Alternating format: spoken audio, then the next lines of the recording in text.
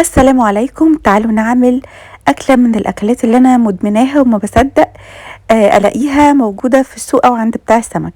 هنعمل النهاردة سمك مشوي في البيت، بس السمك ده سمك صغير شوية، كنا بناكله على طول في المنصورة. وبتوع المنصورة دايما بيبقوا مشهورين بيه.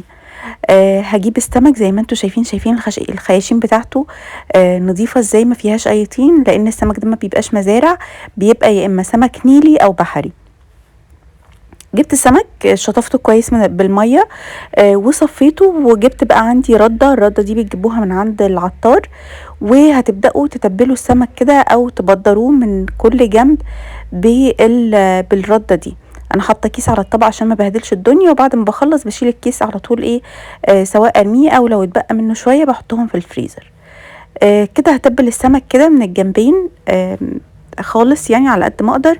وفي الوقت اللي انا بتبل فيه السمك ده انا عندي طاسه كده بايظه، حطها على النار سخنت خالص. شايفين انا حطيت لكم فيها شويه من الرده علشان تعرفوا ان هي سخنه. بسخنها جدا جدا على عين البوتاجاز من فوق، وبعد كده ببدا ان انا ارص فيها السمك اللي انا تبلته بالرده ده او عملته بالرده من بره.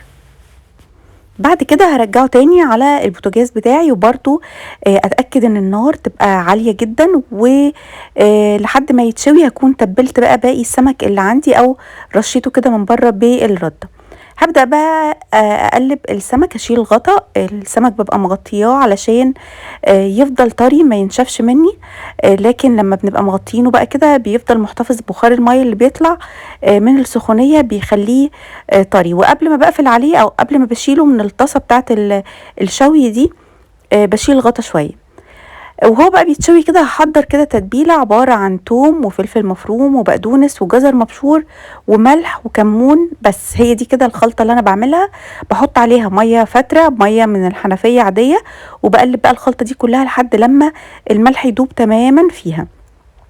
بعد ما السمك كده اتشوى من الجنبين باخده واحطه تاني في الخلطه اللي انا عاملاها بالميه دي. بيبقى طعمها يا جماعة خطير، يعني طعم الخلطة أصلا لوحدها ملوش حل.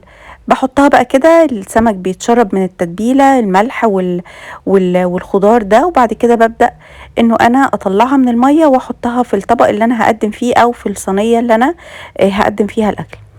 في وقت ما انا كنت بعمل كده كنت سايبه برضو الطاسه بتاعتي على النار، سايباها تسخن برضو خالص، وهاخد بقى السمك اكمل الباقي زي ما احنا عملنا في المره الاولانيه.